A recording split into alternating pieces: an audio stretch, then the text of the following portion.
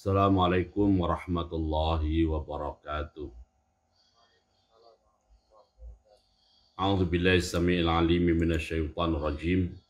Bismillahirrahmanirrahim. Alhamdulillahirabbil alamin wa bihi nasta'in ala umuri dunya waddin. Wassalatu wassalamu ala asyrafil anbiya'i wal mursalin.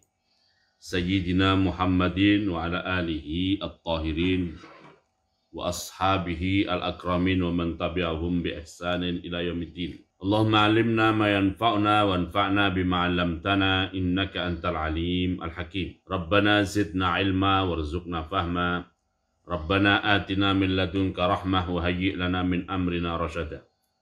Allahumma hdina li ahsanil akhlaq la yahdi li ahsaniha illa anta wasrif 'anna sayyi'aha la yasrifu 'anna sayyi'aha illa anta. Allahumma ati nufusana taqwaha wa zakkiha anta khairu man zakkaha anta waliyuha wa maulaha. Allahumma inna nas'aluka fi'lal khairat wa tarkal munkarat wa hubbal masakin wa an taghfir lana wa tarhamna wa idza aradta fitnatan fi qaumin fatawaffana ghaira maftunin. Allahumma inna nas'aluka hubbak wa hubba man yuhibbuk wa hubba amalin yuqarribuna li hubbik bi rahmatika ya arhamar rahimin. Allahumma ighfir lana wa li walidina wa li masyayikhina wa li masyayikhihim wa lil hadirin was sami'in. Allahumma ballighna Ramadan. Allahumma ahilla Ramadan alaina bil amni wal iman was salamati wal islam wat taufiqi lima tuhibbu wa tarda ya rabbal alamin. Allahumma sallimna li Ramadan wa sallim Ramadan lana wa sallimhu lana mutaqabbalina ya rabbal alamin. Hadirin hadirat yang dimuliakan Allah SWT, alhamdulillah wa syukurillah ala ni'amillah. Pagi hari ini kita bisa melanjutkan pengajian kita.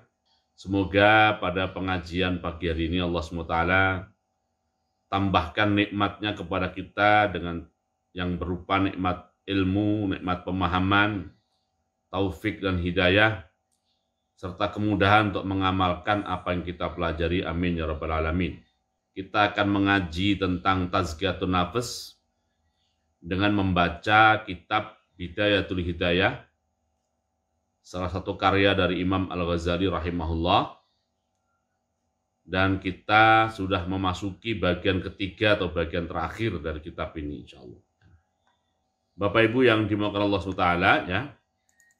Qala al-Imam Al-Ghazali rahimahullah, al-qismu ats-tsalitsu, bagian ketiga dari kitab Bidayatul Hidayah adalah al-qawlu fi adabis suhbati wal muasyarati, perbincangan tentang adab-adab persahabatan atau pertemanan, adab-adab persahabatan atau pertemanan, wal muasyarati dan pergaulan, wal muasyarati dan pergaulan, ma'al khaliqi, dengan Allah SWT zat yang maha pencipta, dengan Allah SWT zat yang maha pencipta, wal khalqi, dan dengan makhluk-makhluk ciptaan Allah SWT, dengan makhluk-makhluk ciptaan Allah SWT. Tentu yang dimaksud utamanya adalah manusia, Jadi setelah pada bagian pertama dari kitab Bidayatul Hidayah,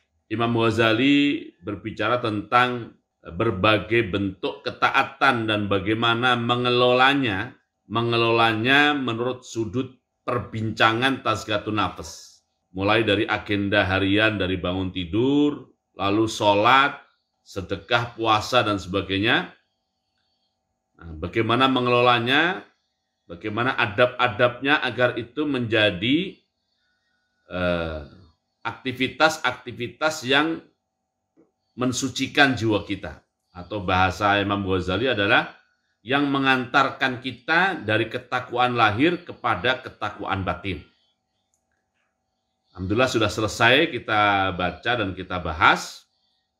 Lalu bagian kedua dari Bidayatul Hidayah ini adalah tentang ijtinabul ma'asi, tentang meninggalkan berbagai kemaksiatan, baik kemaksiatan yang dilakukan oleh organ tubuh kita ataupun kemaksiatan yang dilakukan oleh hati kita. Bagaimana mengurus dan mengelola masalah meninggalkan maksiat ini, sehingga itu menjadi penolong kita untuk mengantarkan kita dari ketakwaan lahiriah kepada ketakwaan batin. Atau dengan bahasa lain, itu menjadi faktor yang mensucikan jiwa kita. Nah, setelah dua bagian itu, sekarang di bagian ketiga dari kitab ini adalah Imam Ghazali akan berbicara kepada kita tentang adab-adab persahabatan dan pergaulan dengan Allah SWT dan juga dengan makhluk-makhluk ciptaan Allah Subhanahu wa taala. Nah, dengan demikian, Bapak Ibu yang dimuliakan Allah Ta'ala, bagian ketiga ini juga terdiri dari A dan B. Terdiri dari A dan B. Yang bagian A adalah adabus suhbah wal mu'asyarah ma'al khaliq. Adabus suhbah wal mu'asyarah ma'al khaliqi. Adab-adab persahabatan dan pergaulan dengan Allah SWT Al-Khaliq, dan bagian B-nya adalah adabus suhbah wal mu'asyarah ma'al khalqi. Ma'al khalqi, ya. Nah, ini kita bicarakan atau ditawarkan oleh Imam Ghazali untuk kita bicarakan juga dalam konteks yang sama. Maksudnya adalah supaya hal ini juga menjadi bagian yang akan membantu kita atau menolong kita untuk tazkiyatun nafas, untuk tata cara kita atau upaya kita menyucikan jiwa. Atau kalau pakai bahasa Imam Ghazali adalah menjadi faktor yang mengantarkan kita dari ketakwaan lahiriah kepada ketakwaan batin, pada ketakwaan batin. Ya, ini konteksnya tetap ke situ ya. Oke, kita langsung baca saja apa yang dimaksud dengan tema ini. Qala al-Imam Al-Ghazali rahimahullah, i'lam ketahuilah anna sahibaka, bahwasanya zat yang selalu membersamaimu. Kalimat sahibaka ini perlu dikasih tanda petik begitu ya. Sahib dalam tanda petik begitu. Karena istilah sahibaka ini maksudnya adalah Allah SWT. Makanya perlu dikasih tanda petik. Ya. Saya ulangi ya. I'lam ketahuilah anna sahibaka, bahwasanya zat yang membersamaimu. Alladzi la yufariquka, yang tidak pernah berpisah denganmu. Yang tidak pernah berpisah denganmu. Fi hadorika, pada saat kamu tidak bepergian. Pada saat kamu tidak bepergian, di rumah maksudnya. Wasafarika, dan pada saat kamu bepergian. Allah SWT selalu membersamaimu. Wa naumika, dan pada saat kamu tidur. Wa naumika, dan pada saat kamu tidur. Wa yaqdhatika, dan pada saat kamu jaga atau melek. Jaga atau melek dalam arti tidak tidur. Jaga atau melek dalam arti tidak tidur. Bal fi hayatika, bahkan pada seluruh kehidupanmu. Seluruh kehidupanmu, wa mautika, dan setelah kematianmu. Dan setelah kematianmu. Huwa rabbuka, dia itu adalah Tuhanmu. Dia itu adalah Tuhanmu. Wa maulaka, dan tuanmu. Tuhan pakai hak, dan tuanmu. Wa sayyiduka, dan yang punya kuasa penuh atas dirimu. punya kuasa penuh atas dirimu, wa khaliquka, dan zat yang menciptakan dirimu. Zat yang menciptakan dirimu. Kita sambung 2 alinea lagi ya. Oke. Wa mahma dzakartahu, dan kapanpun kamu mengingatnya, fahuwa jalisuka, maka dia itu adalah zat yang membersamaimu saat kamu duduk. Zat yang membersamaimu saat kamu duduk. Idz qala ta'ala, sebab Allah SWT berfirman dalam hadis qudsi.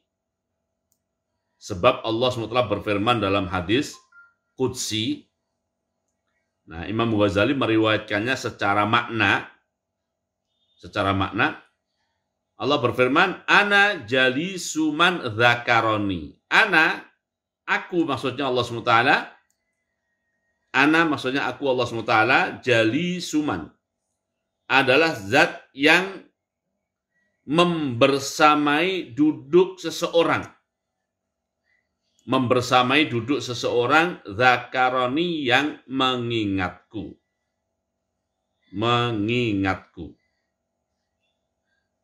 Wa mahma inkasara, dan kapanpun terpecah kolbuka, hatimu, kapanpun hatimu terpecah gitu ya. Huznan, dikarenakan berduka atau galau, ala taksirika, atas kelemahanmu, fi haqqi rabbika, berkaitan dengan hak Tuhanmu,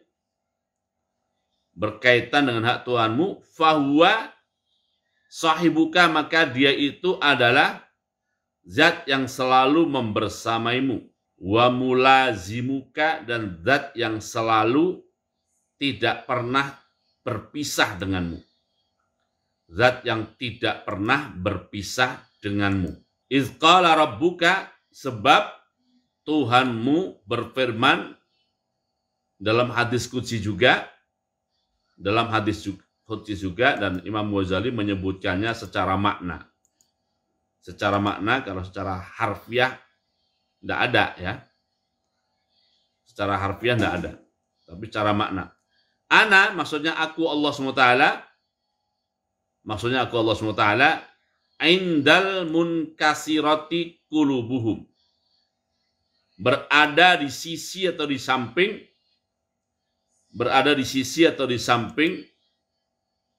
orang-orang yang hatinya terpecah min ajli, dikarenakan diriku. Hadirin hadirat yang dimuliakan Allah SWT, ada 2 poin utama yang ingin saya jelaskan ya.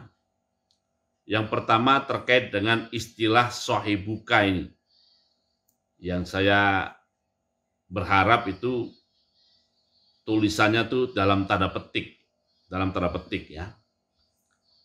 Ini tidak ada dalam daftar Asmaul Husna Allah itu sebagai as-sahib, tidak ada ya. Oleh karena itu peristilahan sahib yang dialamatkan kepada Allah ini dalam tanda petik saja. Nah, Bapak Ibu yang dimuliakan Allah Subhanahu wa taala, jadi menisbatkan sesuatu kepada Allah secara umum, ini pelajaran akidah tapi ada hubungan juga dengan keimanan dan dengan tazkiyatun nafas ya. Hubungan dengan spiritualitas dan tazkiyatun nafas ya. Jadi menisbatkan sesuatu kepada Allah secara umum itu ada 3 kategori. Saya ulangi ya, menisbatkan sesuatu kepada Allah Subhanahu wa taala secara umum ada 3 kategori. Kategori pertama adalah al-asma. Menisbatkan nama-nama kepada Allah. menisbatkan nama-nama kepada Allah. Nah, untuk nama yang dikategorikan sebagai nama Allah berarti tercakup dalam al-asma al-husna. Ini harus ada dalilnya, minimal hadis sahih. Minimal hadis sahih atau makbul, minimal. Itu ya. Artinya kita tidak boleh mengarang nama, dan nama itu kita nisbatkan kepada Allah SWT, dan nama yang kita nisbatkan kepada Allah itu kita tidak punya dalil. Ayat Al-Quran tidak punya, hadis yang sahih juga tidak punya, itu tidak boleh. Tidak boleh ya. Oleh karena itu perlu hati-hati, jadi hati-hati dalam membuat peristilahan. Oke, itu yang pertama yang kita nisbatkan kepada Allah. Yang kedua adalah sifat-sifat yang kita nisbatkan kepada Allah. Sifat-sifat yang kita nisbatkan kepada Allah. Nah, sifat ini ada kalanya bukan bersifat af'al, bukan bersifat perbuatan, ada kalanya sifat yang perbuatan. Sifat yang perbuatan. Nah, untuk sifat ini, untuk sifat dan af'al ini ya, ini ya tentu kita harus punya dalil ayat atau hadis sahih, dan boleh istimbat atau menggali dari ayat atau hadis sahih. Termasuk menggali dari nama-nama yang sudah ada. Menggali dari al-asma al-husna. Itu untuk penisbatan apa? Sifat baik yang berupa af'al ataupun yang bukan af'al. Ketentuan dan syaratnya, sifat dan af'al yang kita nisbatkan kepada Allah itu harus masuk kategori al-ulya, sifat-sifat luhur atau tinggi. Sifat-sifat luhur atau tinggi. Jadi kalau al-asma al-husna, nama-nama Allah yang indah, dan itu harus ada dalilnya. Kemudian untuk sifat, itu boleh istimbat, harus ada dalilnya, tapi boleh istimbat. Nah, dan sifat yang kita nisbatkan harus sifat yang al-ulya, yang tinggi.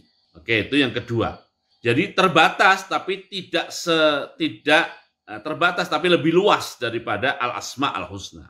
Kemudian yang ketiga yang kita nisbatkan kepada Allah adalah namanya al-ikhbar anillah. Al-ikhbar anillah. Mengkhabarkan ya, tentang Allah Subhanahu wa Ta'ala. Mengkhabarkan tentang Allah Subhanahu wa Ta'ala. Nah, ini tidak harus ada dalilnya secara tekstual, atau tidak harus digali dari dalil yang sifatnya tekstual. Karena untuk mengkhabarkan tentang Allah ini, kita dibenarkan menggunakan pendekatan ya. Nah, setelah kita gunakan pendekatan, lalu kita tambahi dengan kalimat walillahil mathalul a'la.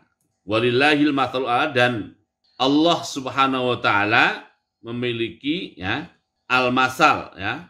Saya artikan pendekatan saja. Pendekatan yang tertinggi ya. Saya artikan pendekatan saja ya. Al-masalnya walillahil mathalul a'la. Nah, ini lebih terbuka al-ikhbar anillah ya. Tetapi selalu setelah kita menggunakan al-ikhbar anillah ini, selalu kita tambahi keterangan walillahil mathalul a'la. Umpamanya begini. Untuk mengkabarkan tentang kasih sayang Allah. Mengkabarkan tentang apa? Kasih sayang Allah. Nah, itu mungkin sebagian orang akan sulit memahami seperti apa kasih sayang Allah itu, lalu kita gunakan pendekatan. Lalu kita gunakan apa? Pendekatan. Umpamanya pendekatannya adalah kita gambarkan tentang kasih sayang ayah atau kasih sayang ibu. Nah, kita gambarkan seperti apa kasih sayang orang tua itu. Nah, lalu kita kalimatkan, tidak harus walillahil masalah secara harfiah. Kita katakan, dan kasih sayang Allah jauh lebih tinggi daripada kasih sayang orang tua kepada kita. Nah, gitu.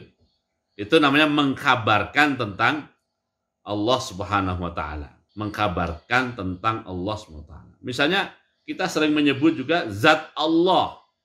Zat Allah. Itu juga babnya adalah bab mengkabarkan tentang Allah, dan itu ada di hadis ya, ada di hadis ya. Tentang zat, istilah zat yang kita nisbatkan kepada Allah. Itu babnya bab mengkabarkan. Oke. Nah, setelah kita tahu begitu, maka pada saat Imam Ghazali rahimahullah mengatakan tentang Allah dengan istilah sahibaka, istilah sahibaka di sini beliau menyebutkannya bukan dalam konteks mengenalkan Asmaul Husna, juga bukan dalam konteks menjelaskan sifat Allah. Tidak dalam konteks itu, tetapi tentang Allah SWT, istilah yang biasa dipakai untuk makhluk, lalu ya kita tambahi, dan apa yang kita pahami tentang makhluk itu terkait dengan Allah SWT jauh lebih tinggi dari itu. Dan saat Imam Ghazali rahimahullah mengistilahkan sahibaka untuk Allah SWT ini, beliau juga punya dalil dari hadis qudsi, meskipun dalam hadis itu tidak secara harfiah, tidak secara tekstual menyebut kata-kata sahib, tapi bisa dipahami dari situ. Oke, ini tidak terkait dengan tazkiyatun nafas secara langsung, ini masalah bahasa ya, karena sensitif bab yang seperti ini ya, sensitif seperti ini. Oke, ini yang pertama ya. Yang kedua masuk ke pelajaran kita tentang tazkiyatun nafas ya. Jadi di tiga alinea pertama ini, Imam Ghazali rahimahullah, tiga alinea pertama ini menekankan tentang ini. Allah Subhanahu wa taala adalah zat yang selalu membersamai kita. Zat yang selalu membersamai kita, baik kita sedang di rumah ataupun kita sedang bepergian. Baik kita tidur ataupun kita tidak tidur, lagi jaga atau melek, lagi bangun. Bahkan Allah SWT selalu membersamai kita pada seluruh kehidupan kita, dan bahkan setelah kita meninggal dunia, kita tidak lepas dari kebersamaan Allah Subhanahu wa taala. Dan istilah kebersamaan di sini oleh Imam Ghazali diambil dari hadis qudsi yang teksnya bunyinya tidak seperti itu ya. Bunyinya tidak seperti itu. Tidak berbunyi ana jalisuman dzakaroni, tidak berbunyi begitu. Oke. Nah, Bapak Ibu yang dimuliakan Allah taala, Allah yang selalu membersamai ini, kalau bahasa di Al-Quran istilahnya adalah ma'a. Jadi bukan sohaba, bukan sohib ya. Bukan sohib, tetapi apa? Allahu ma'a. Allah Subhanahu wa ta'ala selalu membersamai ya. Istilahnya kalau diambil dijadikan masdar gitu. Masdar kalau bagi yang belajar sorof itu namanya masdar sinai. Sorof atau nahwu, ma'iyatu Allahi ya. Ma'iyatullah, Allah membersamai ya. Atau dengan bahasa lain, kebersamaan Allah Subhanahu wa taala. Ma'iyatullah. Nah, itu ada banyak ayat yang menjelaskan tentang Allahu ma'a. Allah membersamai. Yang oleh Imam Ghazali diistilahkan sohabaka. Tapi kalau bahasa ayatnya adalah Allah ma'a. Dan hadis yang diriwayatkan secara makna Imam Ghazali ini pun, kalau kita rujuk kepada teksnya, juga begitu.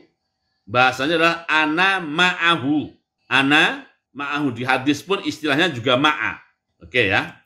Ya secara kalau diterjemahkan ke bahasa Indonesia sih, sama-sama membersamai, Cuma bedanya kalau sohib itu kan isim fa'il. Nah, khawatirnya sahib nanti dipahami sebagai ismun min asma'illahil husna. Khawatirnya begitu. Padahal untuk mengalamatkan ismun min asma'illahil husna harus ada dalilnya. Atau khawatirnya nanti sahib itu dipahami sebagai sifat. Karena sahib isim fa'il itu juga bagian dari sifat. Nah, bagian dari sifat, maka untuk sifat harus al-ulya. Nah, kalau teks, kembali, teks ayat atau teks hadis, bahasanya adalah Allahu ma'i atau Allah ma'a. Allah ma'a, ya. Ya tentu kalimat Allah ma'a itu lebih dalam dan lebih lekat. Lebih dalam dan lebih lekat, ya. Dan itu ada banyak ayat. Nah, sekali lagi ada banyak ayat Al-Quran yang secara tekstual menyebut Allah ma'a. Allah ma'a. Nah, kalau dibikin sekali lagi, masdar sinai adalah ma'iyatullah. Adalah ma'iyatullah. Nah, bagi para akademisi, khususnya jurusan tafsir, ya, khususnya jurusan tafsir, itu ada tafsir maudhu'i yang membahas tentang ma'iyatullah ini. Tafsir maudhu'i yang membahas tentang ma'iyatullah ditulis oleh Dr. Fathullah Said. Abdus Sattar Fathullah Said. Abdus Sattar Fathullah Said. Itu beliau di salah satu kitabnya membahas secara mendalam dan panjang lebar tentang ma'iyatullah. Kebersamaan Allah Subhanahu wa ta'ala terhadap para makhluknya termasuk kepada kita. Secara umum Bapak Ibu yang dimuliakan Allah SWT, ya, secara umum ma'iyatullah itu ada dua. Sekali lagi dalam konteks apa yang ditulis oleh Imam Ghazali di sini adalah, walaupun beliau menggunakan bahasa sahibaka, ya, sahibaka, tapi maksudnya adalah bahwa Allah SWT selalu membersamaimu, selalu membersamai kita, selalu membersamai hamba-hambanya. Sehingga tidak ada sesuatu pun yang luput dari pengetahuan Allah SWT karena Allah selalu bersama kita. Tidak ada yang luput.